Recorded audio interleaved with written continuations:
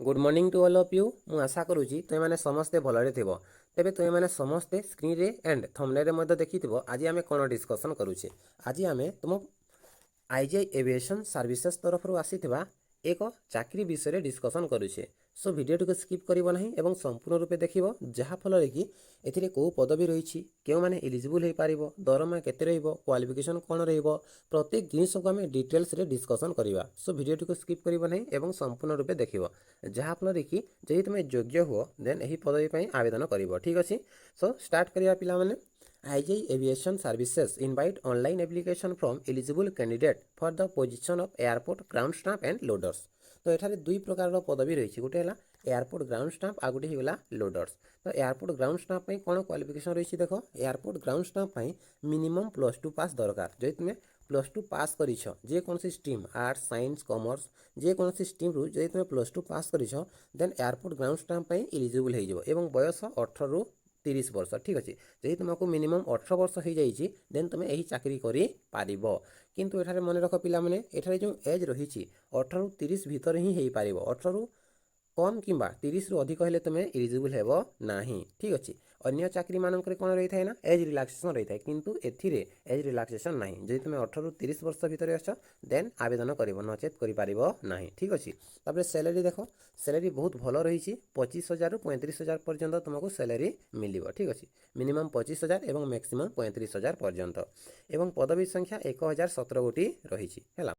तापर loaders only for male candidate है जो लोडर्स वैकेंसी रही है केवल मेल कैंडिडेट ही आवेदन करें मीन्स यहाँ केवल पुरुष मैंने ही आवेदन करें एवं एथिरे क्वालिफिकेशन रही 10th जदि तुम 10वीं पास कर ताहले यही लोडर्स पदवी पर आवेदन कर।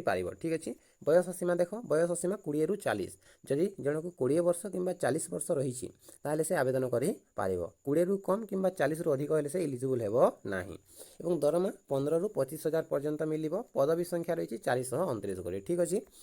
देन गोटे कैंडिडेट जदि चाहिए देन से कौन कर बोथ पोजिशन रे आवेदन कर बट ताकू कौन होगापाई पड़ो एलिजिबल होगापाई पड़ो। जदि तुम male candidate at and +2 pass कर देन तुम बोथ पोजिशन आवेदन कर उभय air ground staff and loaders में। बट जदि तुम 10th पास कर देन गोटे पदवी एलिजिबल हो जदि तुम मेल कैंडिडेट किंतु जदि तुम फीमेल कैंडिडेट ताहले 10th पास करते कौन पदवी में एलिजिबल हेब ना। बुझीगला ना। जदि तुम एलिजिबिलिटी रही है बा तुम योग्यता होता तुम योग्यता थी देन तुम बहुत पदवी में आवेदन कर नचेत जो पदवी में एलिजिबल से पदवी को तुम आवेदन कर। ठीक अच्छे। तापर नेक्स्ट एठारे क्वालिफिकेशन रही जमीक मुझे कहली एयरपोर्ट ग्राउंड स्टाफ 12 दरकार एयरपोर्ट लोडर्स 10 दरकार। Airport ground staff both male and female आवेदन करेंगे फ्रेशर मध्य एवं airport loaders only male candidate आवेदन करेंगे। एठारे देख तुम फ्रेशर कैन ऑल्सो अप्लाई है एथिरे कौन प्रकार एक्सपीरियंस मंगा जाए ना जो तुम फ्रेशर देन एलिजिबल हो पार। ठीक अच्छे। एन एविएशन एयरलाइन सर्टिफिकेट और डिप्लोमा इज नॉट रिक्वायर्ड। यही चाकरी तुमको कौन प्रकार डिप्लोमा सर्टिफिकेट प्रोड्यूस करने को पड़ो ना। 10th+ ITI student ground staff position पर आवेदन करेंगे। ठीक अच्छे। There is no age relaxation for any category. मु पूर्व भी कहली एठारे एज रिलैक्सेशन ना।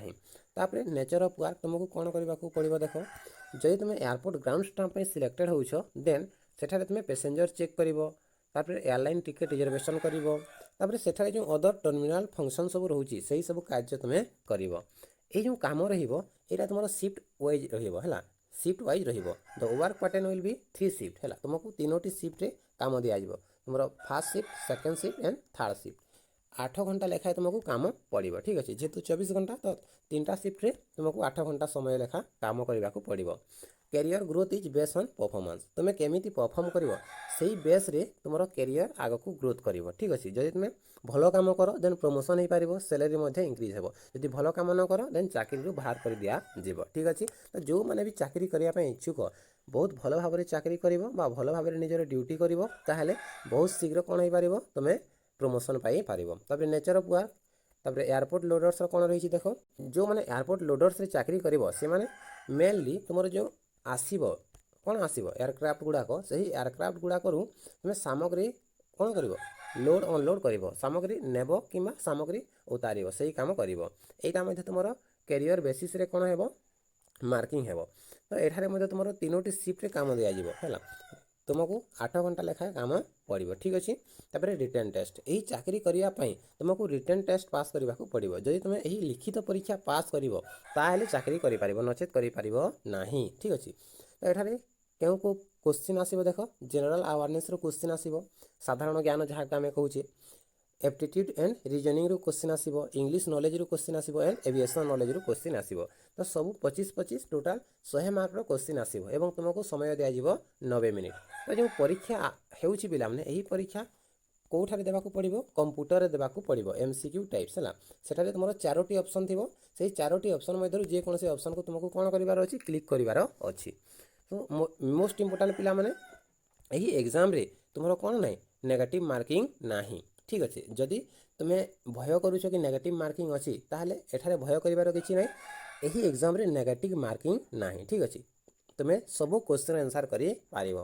तापर डिटेल्स ऑफ सिलेबस एठारे देखो सिलेबस दे देछि जनरल अवेयरनेस रु कोन सब पड़िबो एप्टीट्यूड एंड रीजनिंग रु कोन सब पड़िबो जनरल इंग्लिश रु कोन सब पड़िबो तापर एविएशन नॉलेज रु कोन सब पड़िबो। जे तुम चाहिबो देन वीडियो को पॉज करिकि या को लिखि पारिबो ठीक अछि।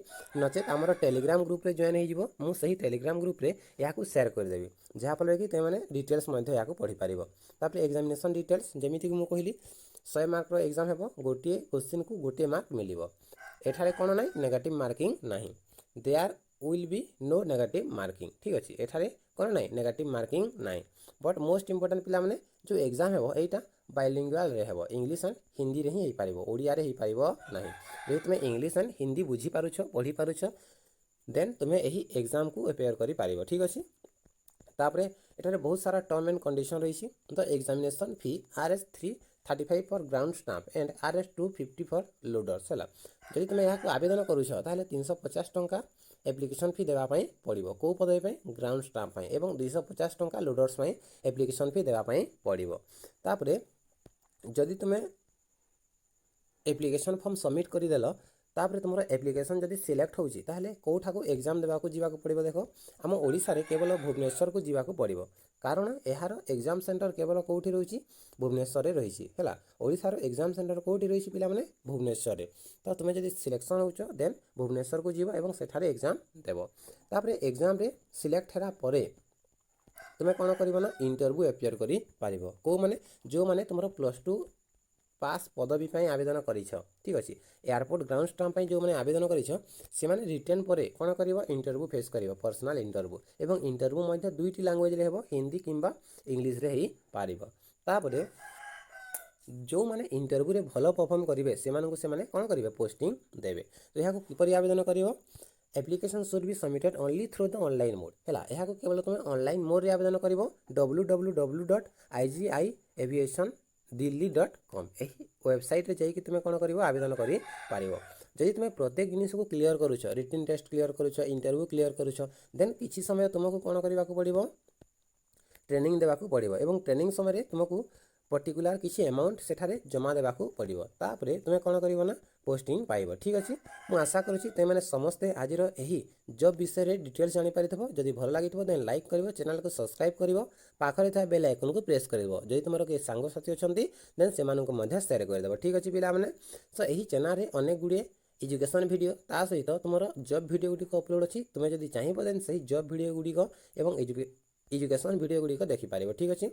सो विलंब करवा नहीं एवं आज सेसन टी को एतिक शेष करवा। Thank you.